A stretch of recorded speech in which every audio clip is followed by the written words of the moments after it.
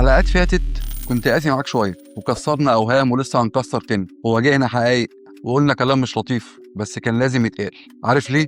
علشان كان لازم نهد البيت القديم المبني على الاوهام دي كلها قبل ما نبدا نبني صح. والقسوه دي ما كانتش عليك انت، كانت على الطريق الغلط اللي انت ماشي فيه. والنهارده بعد ما نضفنا جزء كبير بس لسه في حاجات تانية هتتنضف، هقول لك حقيقه هتريح بالك شويه. انت مش بتتعب علشان النجاح صعب، انت بتتعب علشان فهمه غلط. طول عمرك محبوس بين اختيارين والاتنين اصعب من بعض. يا اما الوهم اللي هو انك تستنى الكون يبعت لك شيكات وانت نايم وتقعد تتخيل وتتامل، وده بيضيع عمرك وفلوسك. والاختيار التاني العذاب، اللي هو انك تطحن نفسك في الشغل 24 ساعه وتحرق في اعصابك وصحتك وتفتكر انك لو ما كنتش بتعاني يبقى عمرك ما هتنجح. يعني انت فاكر ان لو ما فيش وهم يبقى لازم يكون في عذاب.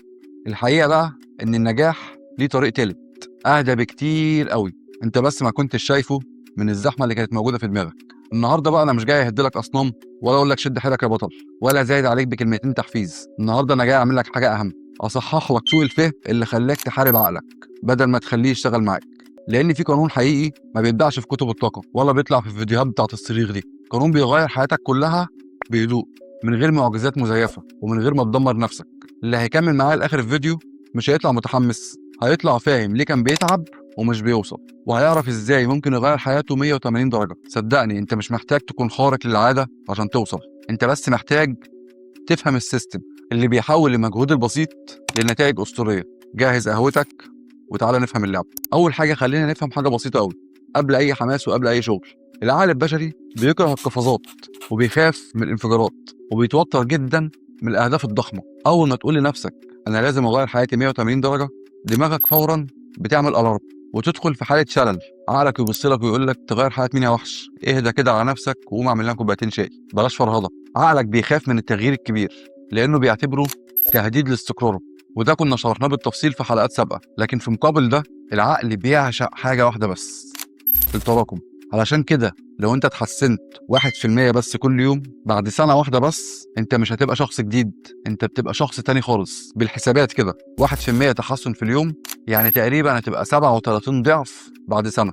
وانت مش هتوصل ل 37 ضعف دول لانك عبقري ولا لانك سوبرمان، انت بتوصل لانك ببساطة ما خوفتش دماغك، انت سحبت عقلك من ايده بالراحة من غير ما يحس انه في خطر. النجاح الحقيقي مش لحظة انفجار ولا شوق اعلامي، النجاح بالظبط عامل زي التنقيط كده، زي نقطة المية اللي بتنزل على صخر ولا ليها صوت ولا بتعمل استعراض، بس مع الوقت النقطة الضعيفة دي هي اللي بتقدر تكسر الصخر. بس هنا يطلع سؤال خطير بقى، لو الموضوع بالبساطة دي والأرقام بتقول كده، ليه أغلب الناس عارفة الكلام ده ومع ذلك مش عارفة تعيشه؟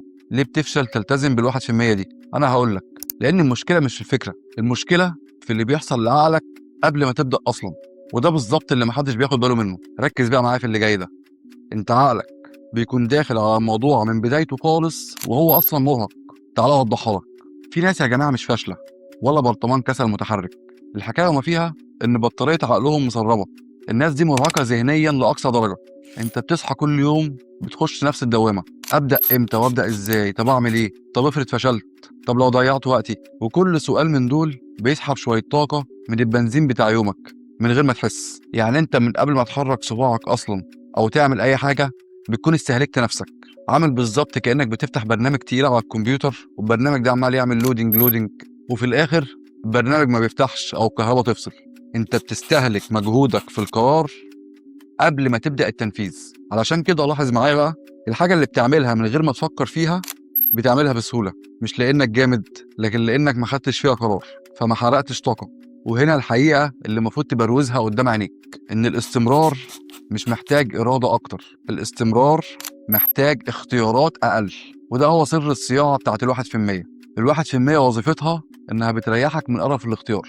هي مش بتسألك إيه هو الصح ولا إيه هو المثالي، هي بتسألك سؤال واحد بس، إيه أدفع حاجة أقدر أعملها دلوقتي وأقدر أكملها؟ ركز معايا عشان الكلام ده مهم جدا. لما أنت بتقلل سقف التوقعات أنت هنا بتهد خناقة القرارات اللي شغالة جوه دماغك، بتخلي الفعل تافه لدرجة إنك مش محتاج طاقة عشان تبدأه. لكن لما بتسيب عقلك بيغرق في زحمة القرارات وفخ المثالية بيبدأ يعمل حاجة أخطر بكتير من الكسل، بيبدأ يدور لك على مهرب. وهنا الصدمة بقى، هو مش بيهرب منك بالشكل التقليدي اللي انت متخيله. وتعالى احط لك النقط فوق الحروف. الحماس مش وحش. حد يقول لي يا عم ايه علاقة الحماس بان العقل بيهرب؟ انت توهتني. اصبر بس وركز معايا وهفهمك. الحماس ده مش وحش، زي ما قلت لك هو بالظبط كأنه عود كبريت، بيولع في ثانية وبينطفي في ثانية. الكسة الحقيقية بقى إنك تعتمد عليه كأنه بنزين لرحلة سفر طويلة. عارف إيه اللي بيحصل بقى؟ لما بتبدأ بحماس عالي أنت بتوعد دماغك بمكافأة ضخمة، بس أول ما بتصطدم بواقع التفكير والقرارات واللودنج اللي ما بيخلص، الحماس ده بيتبخر، وهنا دماغك بتاخد صدمة، وعلشان تداري على خيبة أملها بتبدأ تطلب بديل فورا، مكافأة رخيصة تعوض بيها الحماس اللي طار. وده المهرب بقى، أو طريقة الهروب. ساعتها بتلاقي نفسك جريت على الموبايل، اتسحلت في السوشيال ميديا، أو تقعد تسرح في أحلام وردية وأنت واقف مكانك. وده يا سيدي اسمه الدوبامين السريع. هو مش بيريحك، هو بيبنجك، وعقلك بياخده عشان يهرب من الوجع بتاع الحياة الواقعية. الحقيقة اللي لازم تواجهها إن عقلك ما بيتعلمش من الوعود بتاعت الحماس ولا من الكلام الحلو اللي أنت بتقوله لنفسك. عقلك سيستم ما بيفهمش غير لغة واحدة بس، وهي التكرار. لما بتعمل إنجاز صغير حقيقي أنت هنا بتبعت إشارة لعقلك إن المجهود ده ليه قيمة، فبيبدأ يثق فيك. ومش مطلوب منك إنك تحب الخطوة، ولا مطلوب إنك تكون متحمس جدا. المطلوب بس إن الخطوة دي تكون تافهة ومفهومة لدرجة إنك تقدر تعيدها بكرة تاني من غير ما تخش خناقة مع نفسك. وهنا بقى بنوصل لأخطر مرحلة في الرحلة كلها، النقطة اللي 90% من الناس بتقع فيها وهم مش فاهمين ايه اللي حصل. فاكر لما قلت لك ان عقلك ما بيتعلمش غير بالتكرار؟ تمام، بس في كمين بقى بيظهر لك اول ما تبتدي تلتزم فعلا. بعد ما بتمشي صح وبتعتمد على الانجاز الصغير وكل اللي انا قلت عليه ده، فجأة بتلاقي نفسك بتشتغل وبتكمل وبتعمل الصح بس مش حاسس بأي حاجة. المرحلة دي قليل جدا اللي بيحذرك منها، وانا بسميها منطقة الصمت. بتلاقي نفسك بعد ما عملت كل اللي احنا اتفقنا عليه مش حاسس بأي حاجة. مفيش نتيجة ملموسة، مفيش حماس، مفيش رضا، ولا حتى في إحباط. هو مجرد صمت تام، فراغ، وصوت هادي عمال يوش في دماغك: هو أنا بعمل إيه؟ طب هو الكلام ده ليه لازمة أصلا؟ طب أنا بتقدم ولا لسه واقف مكاني؟ هقول لك الحقيقة، دايما، وكلمة دايما دي حطي تحتها 100 خط، في فجوة زمنية محترمة بين الفعل وبين الإحساس بالنتيجة. اللي بيستحمل مرحلة الصمت دي هو ده اللي بيوصل في الآخر. إنما اللي بيبطل فهو ما بطلش عشان طريق غلط، هو بيبطل هنا عشان مفيش حد بيسقف له، مفيش نتيجة فورية بتقول له عاش يا بطل كمل. وده بقى الفخ اللي بيقع فيه أكتر من 90% من الناس، إنك تفتكر الصمت ده فشل، تفتكر إن طالما مفيش دوشة يبقى مفيش إنجاز. أول ما تبدأ تفسر إن الصمت ده فشل، أول رد فعل بتبدأ تعمله إنك بتقسى على نفسك. وهنا بقى خدعة جيل كامل وقع فيها، إننا فاكرين إن إحنا لما بنقسى على نفسنا هو ده الانضباط، وإنك كل ما تجلد نفسك أكتر كل ما هتنتج أكتر. بس الحقيقة اللي لازم تفهمها، القسوة دي بتأثر النفس مش بتقويه. أنت مش آلة مبرمجة بمفتاح تشغيل، أنت إنسان، والإنسان علشان يكمل مشوار طويل محتاج مساحة يتنفس فيها، مساحة تسمح لك إنك تغلط وتقع وتقوم من غير ما تكسر نفسك ولا تشوه صورتك.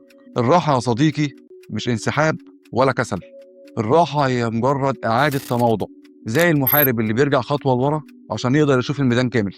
الفرق بين اللي بيكمل وبين اللي بيقع في النص مش القوة العضلية، الفرق إن في واحد فيهم بيعرف يرجع بعد الوقعة من غير ما يشتم نفسه ولا يهزقها، والتاني أول حاجة بيعملها إنه بيجلد نفسه. بس خلي بالك، حتى وإنت راجع ومعاك نية صافية عقلك برضه ما بيحرمش، ممكن يلعب بيك لعبة أخيرة ويخونك.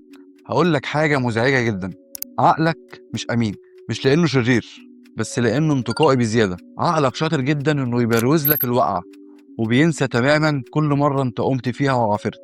بيمسك في آخر فشل أنت فشلته وكأن هو ده تاريخك كله، وبيقعد يزن في ودنك أنت دايما بتفشل، مع إن الحقيقة لو أنت ركزت هتلاقي نفسك إنك نجحت أكتر ما فشلت. علشان كده إنك توثق كل حاجة وتكتب إنجازاتك الصغيرة دي مش رفاهية، دي ببساطة عملية تصحيح للذاكرة. أنت بتكتب عشان لما تقع وتلاقي دماغك بتضحك عليك تطلع لها الورقة وتقول لها لأ، أنا وقعت قبل كده وقدرت أقف تاني على رجلي، والدليل أهو. أنت محتاج تفكر نفسك إنك مش أول مرة تقوم من الحفرة دي. وهنا بقى لازم نفرق فرق جوهري بين التوقف اللي بيخليك تتراجع وتخسر كل حاجة، والتوقف اللي فعلا بيخليك تقوى وترجع أشرس من الأول. لأن مش كل توقف معناه هروب، في توقف احنا بنسميه إنك واقف بتستعيد تركيزك. الناس اللي بتوصل بجد مش هم الناس اللي عمرهم ما وقفوا في السكة، بس هم الناس اللي عرفوا امتى يقفوا أو وقفوا صح، وقفوا من غير ما يهربوا من المواجهة ورجعوا تاني من غير ما يكرهوا نفسهم أو يجلدوها. في فرق كبير جدا بين الانسحاب الذكي وبين الهروب المقنع. الانسحاب الذكي هو انك تاخد هدنه وانت ناوي ترجع، انك تريح جسمك وعقلك علشان تقدر تكمل المشوار. اما الهروب فهو انك توهم نفسك انك بترتاح وانت في الحقيقه بتخلع من المسؤوليه. خليك فاكر ال1% مش بس في الفعل، ال1% كمان في طريقه رجوعك.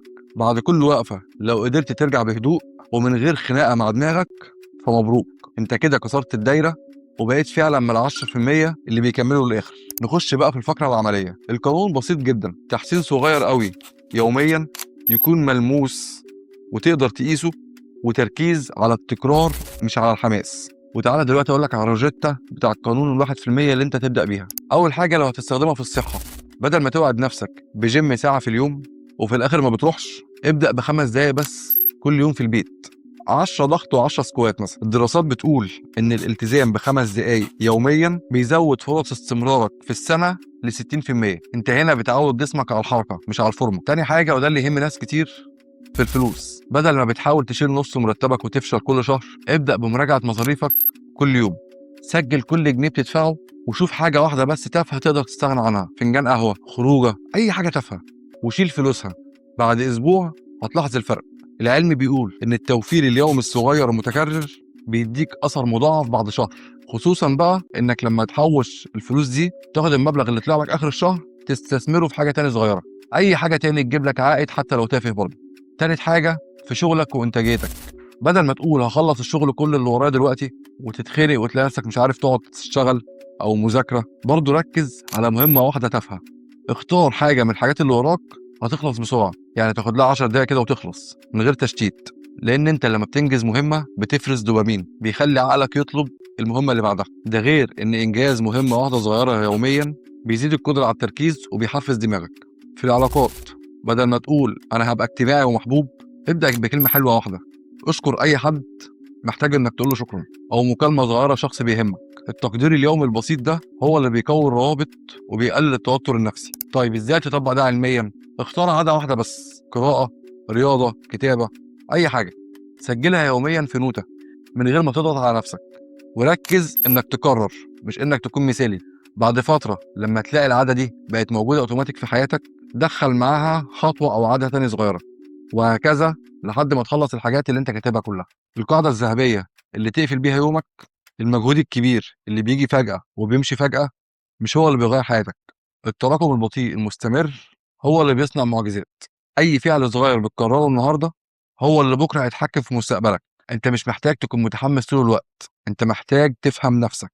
استمتع بالشرارة اليومية وابني تحتها نظام مستمر. ابدأ صغير، كمل بهدوء، وسيب التراكم يعمل شغله. وافتكر، المعجزات الهادية محدش بيسقف لها، لكنها هي اللي بتعمل التغيير فعلا. أنا تيتو، ودي كانت رحلة وعي.